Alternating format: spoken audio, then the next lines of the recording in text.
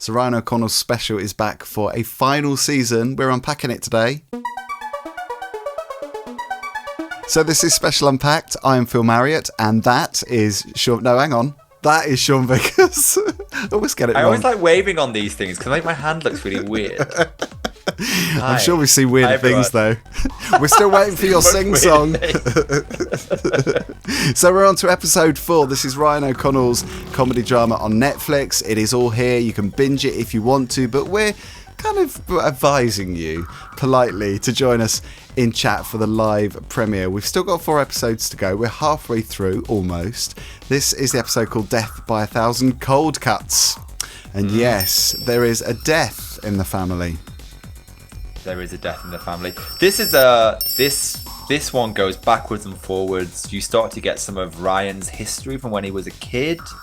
You start to experience Karen's relationship with her mother, which I think is super interesting. You see elements of how Karen perceives Ryan at times.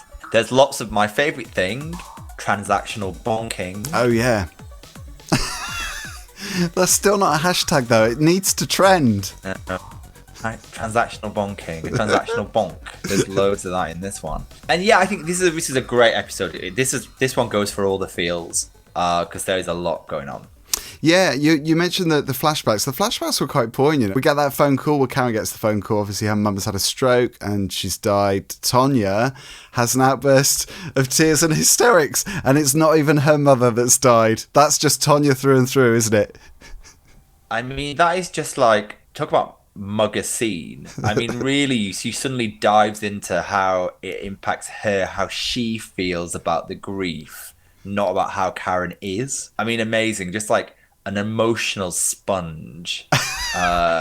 Just like unbelievable, really. So this is the interesting thing, isn't it? Karen is so matter of fact with this funeral because she's obviously, been told by her mum of what kind of funeral she wants. So she's got the planning there, she's got the prep, but she's just kind of getting on with it. And you see her initially not being bothered, because obviously she's bothered, it's her mother that's just died, but she's just getting on with it.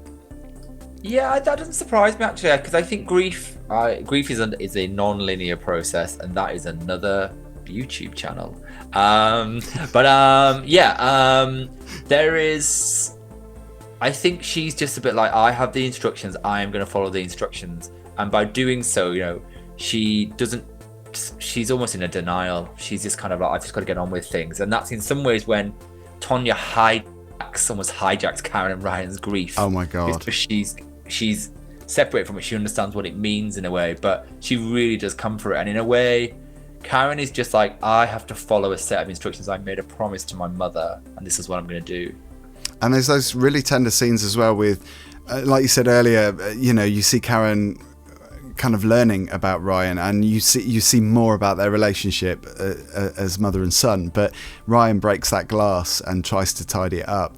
And then you see the flashbacks of Karen's mother just saying, he'll never be able to walk if you keep kind of babying him, mollycoddling him. It's like, you do see that. I mean, you see that Karen has given him that chance to kind of learn for himself and pick up these things. But that's quite emotive stuff, isn't it? It's quite an emotional episode for that reason. Yeah, well, I think what you see is that Karen is a natural carer, and what you've seen, and we saw this display slightly in across episodes 2 and 3 and a little bit here, is that Tonya really leverages that. She can see that Karen's the carer. Like the situation in the kitchen where she's like, oh, I don't want that for breakfast. Oh, it'd be great. And Karen's such a giver. She's like, oh, I'll sort it out, But she is taking advantage. And Tonya knows that about Karen. And part of it is based around what Tonya has seen, which is Ryan growing up, because that's what we know, right? Tonya was there helping her out. And in some ways, she's capitalizing on that situation, which I think as we go through this episode, we notice that Karen clocks it and Ryan clocks it, really about Tonya's behaviour. Yeah, and we do notice a lot of things as the episode moves on as well, because Ryan's handling the food, and initially, Karen's really annoyed because it's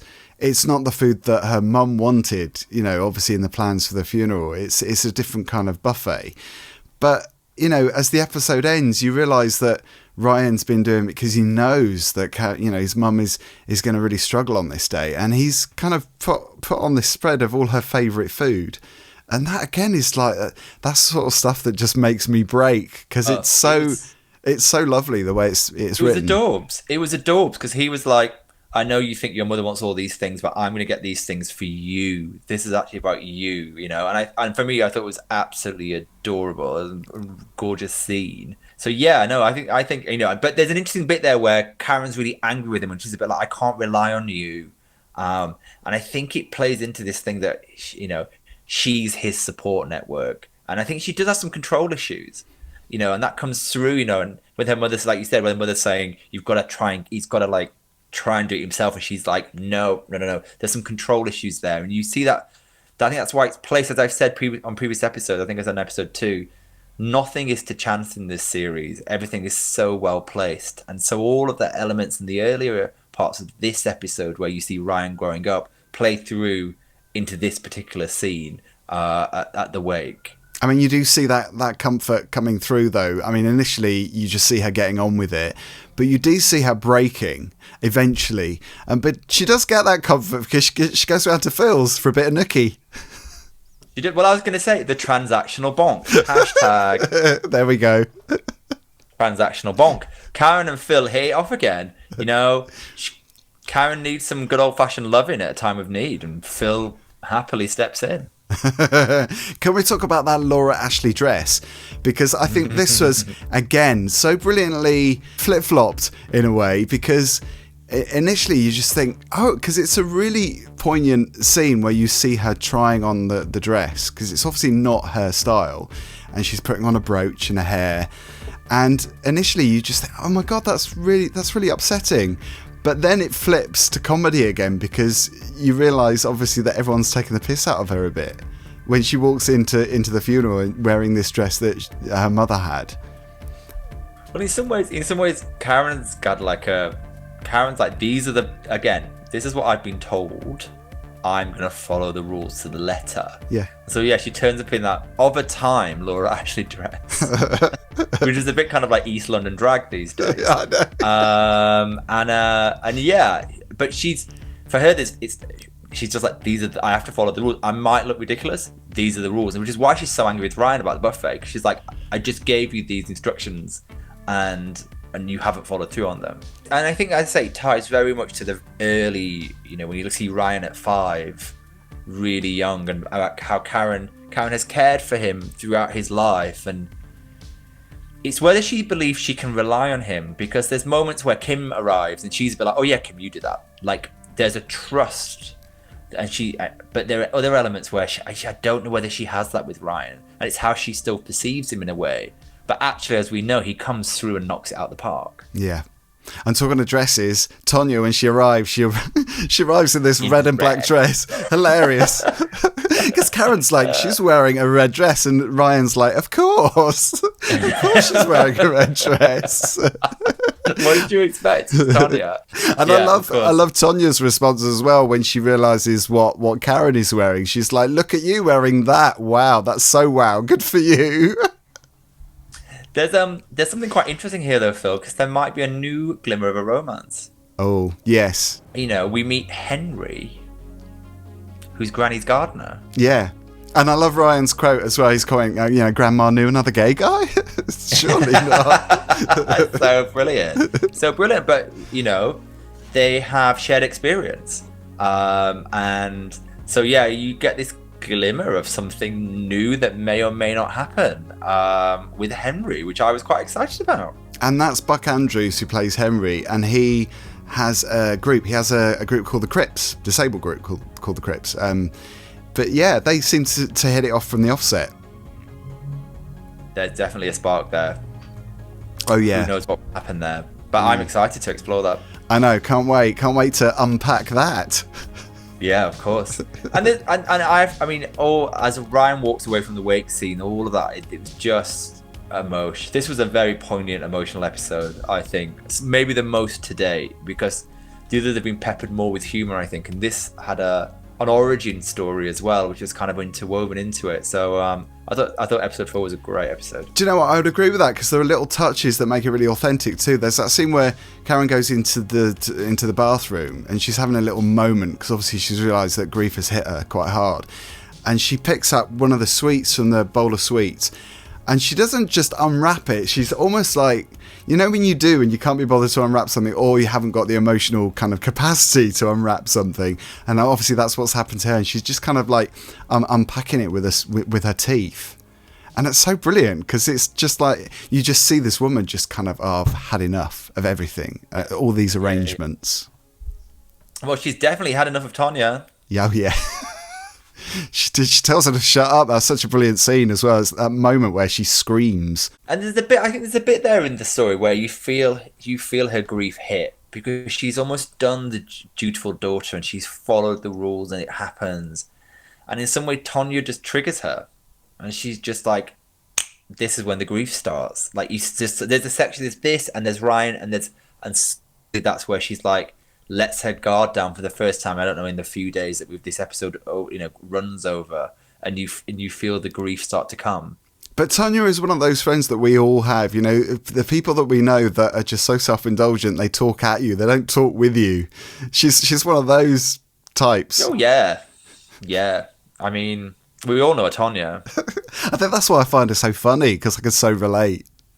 Why don't we all know an Olivia? I want to know an Olivia. If there's any Olivias out there that want a friend, just message below. I'll be there. Yeah, especially if you can sing Jules' hands. Exactly. That's the added bonus.